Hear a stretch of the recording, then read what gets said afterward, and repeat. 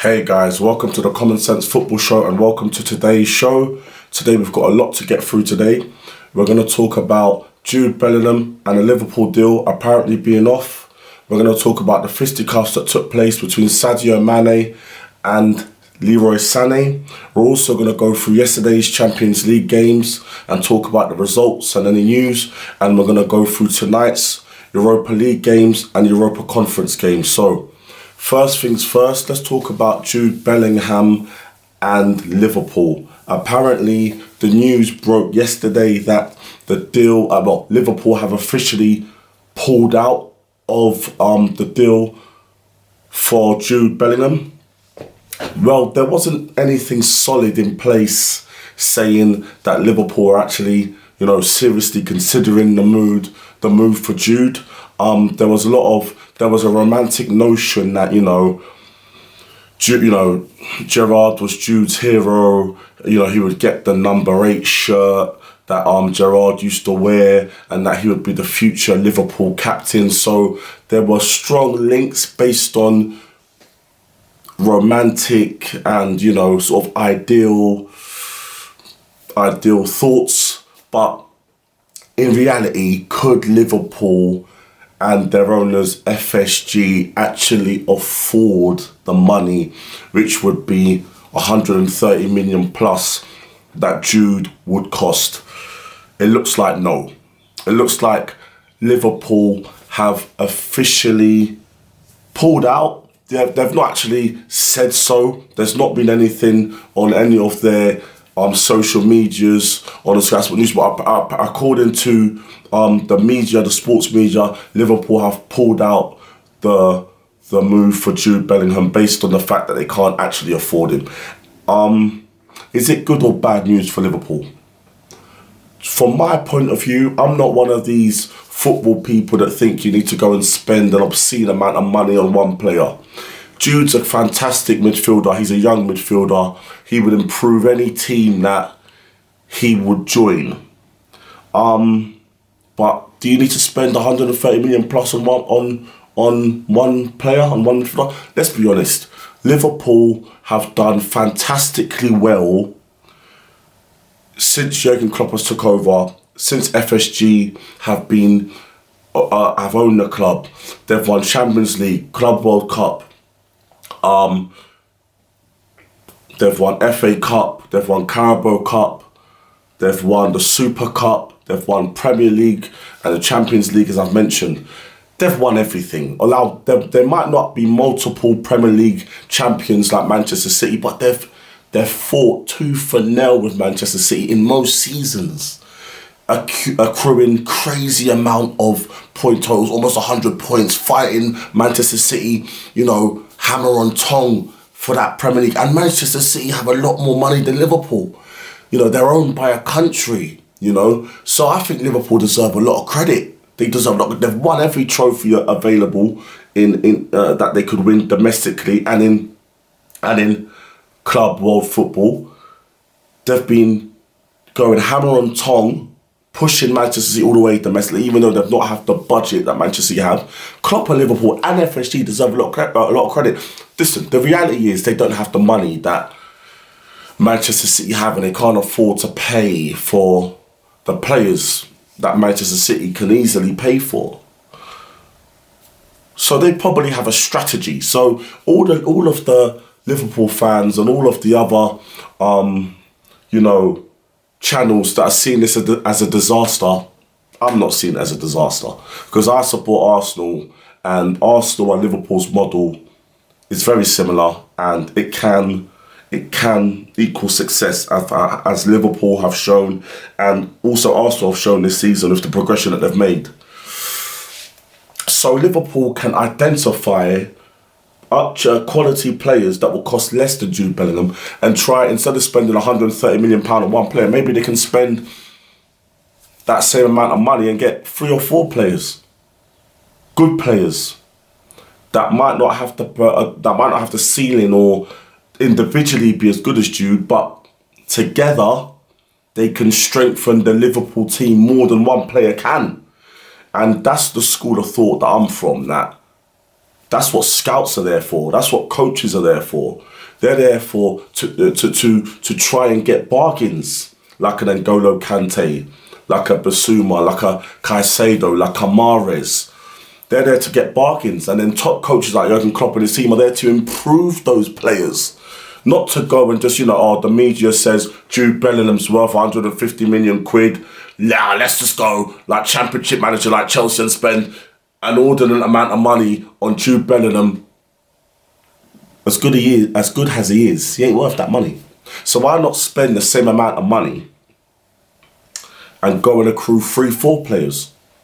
Like a Mason Mount, like a Gallagher. Chelsea are a mess. Don't judge them on that. Maybe if they go to Liverpool, they'll have a new lease of life. They'll be better players. They'll reach their ceiling.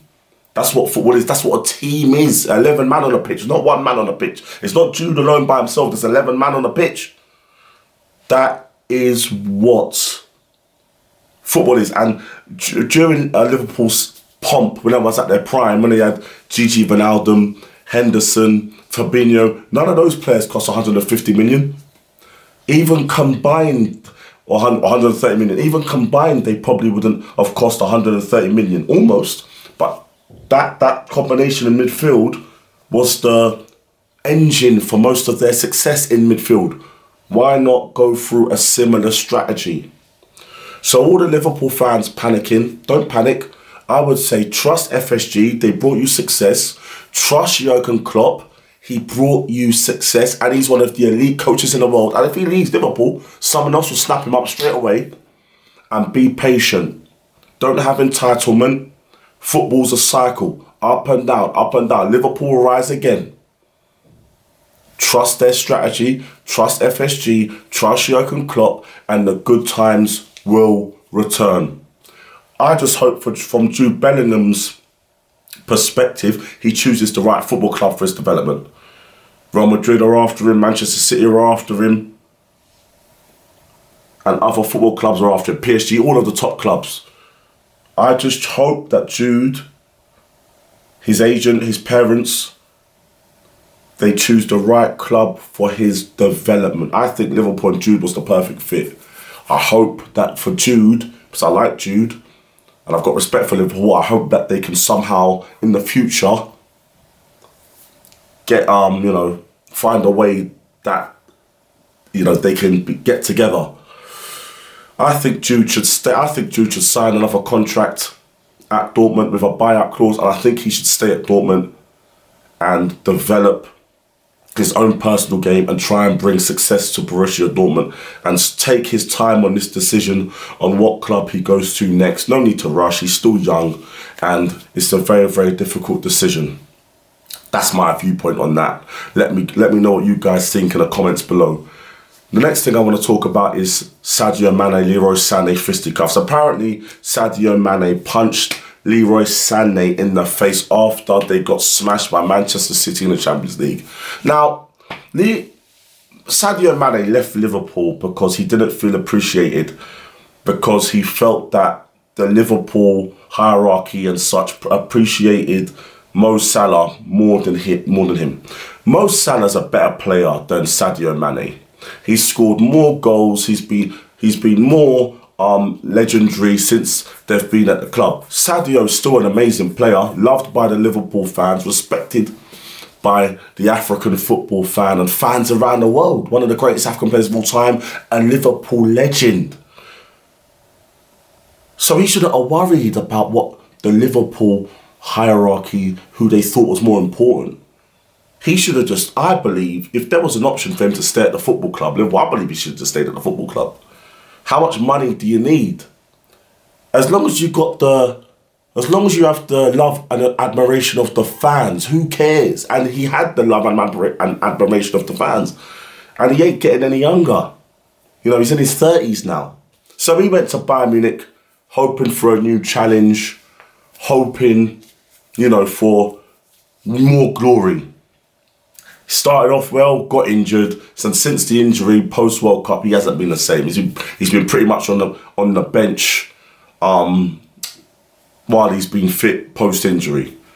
So the move looks like it it hasn't worked out so well. He's having a pretty shit season. It's only, you know, time will only tell how Tuchel will use him, if Tuchel will use him, if Bayern want to get rid of him. But it looks like this was a wrong decision by Sadio, wanting to leave Liverpool and go somewhere else. The grass isn't always greener.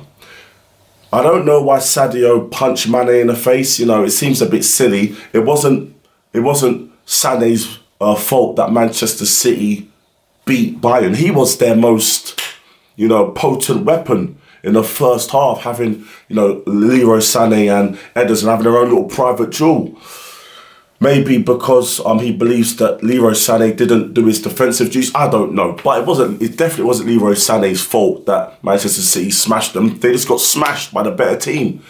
Apparently he's had to apologise to Leroy Sane and apologise to his teammates. It's going to be interesting to see how Bayern Munich handle the situation. Apparently they're going to review the situation, talk about the situation and see how they move forward with the situation. It isn't looking very good for Sadio Mane. If they choose to part ways, there'll be many suitors for him in the summer.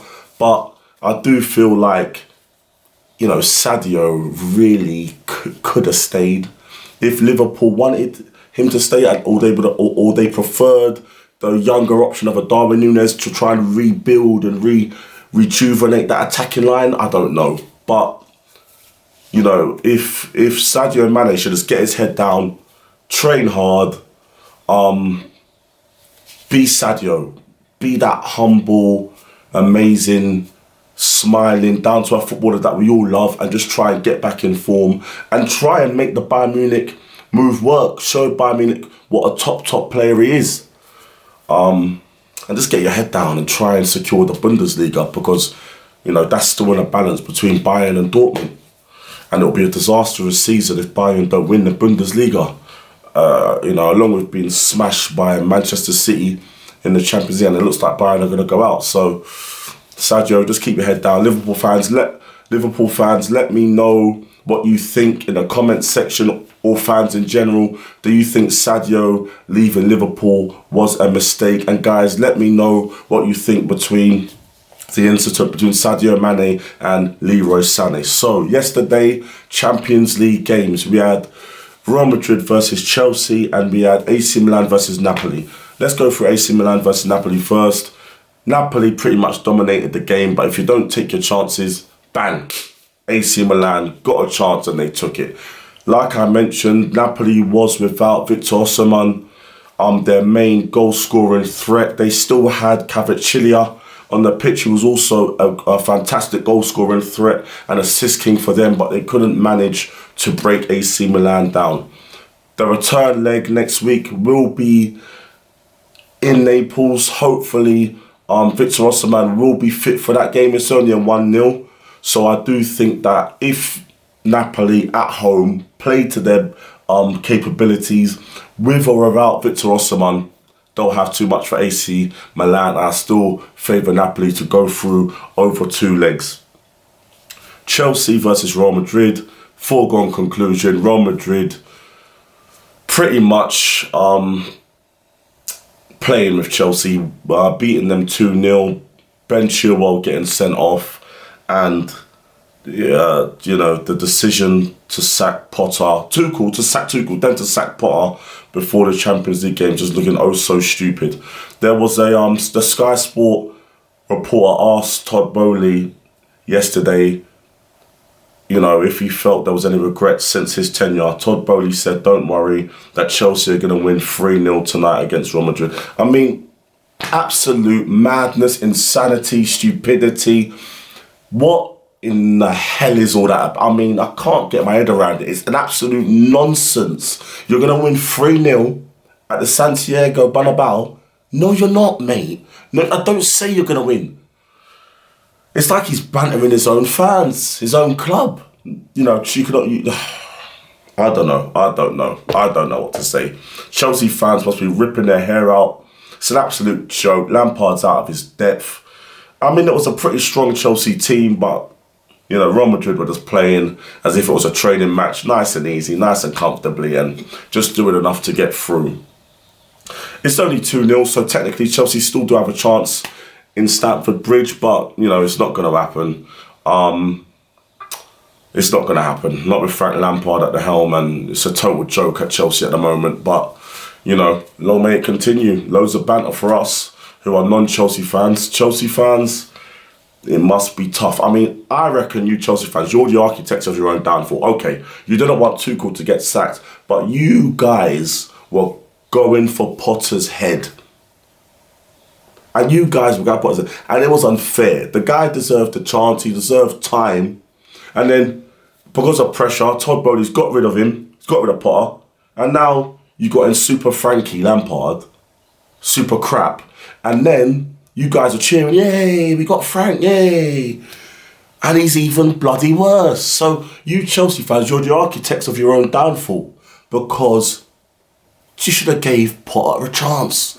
You should have went through a little bit of pain to see if Potter could have turned it round at the mess that he stepped into. But you didn't, did ya? You just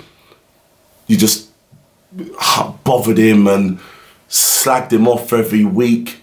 And now you've got an even more rubbish manager. My God, sometimes football fans are the architects of their own downfall. Exercise patience. Patience. Patience. Oh, God, it's a joke. Tonight we have the Europa League games that include, let me just have a look. I know West Ham are playing, Juventus are playing. So we've got Feyenoord versus Roma, Juventus versus Sporting, Man United versus Sevilla, and Leverkusen versus Union Saint-Gilloise. Well, my picks for those games, I think Roma will have a bit too much know-how for Feyenoord and will get a result tonight and go for over 2 legs. I also think the same for Juventus against Sporting. I tip Juventus. I tip Man United to beat Sevilla and Leverkusen to beat Union Saint-Gilloise. And we've also got the Europa Conference, Ghent versus West Ham. West Ham should win that game. Basel versus Nice, that's a close one. I would favour Nice. Lech Poznan versus Fiorentina. Fiorentina should win that game. And Anderlecht versus AZ Alkmaar. That's a close one, but Anderlecht being at home, I'll go with Anderlecht. So, guys, there was a lot to go through today. Let me know, guys, what you think about the subjects discussed. Put your comments in the comment section. Let me know what you think. I'll be back tomorrow. Please, as always, smash the like, share, subscribe, and I'll see you tomorrow for the next one. Peace.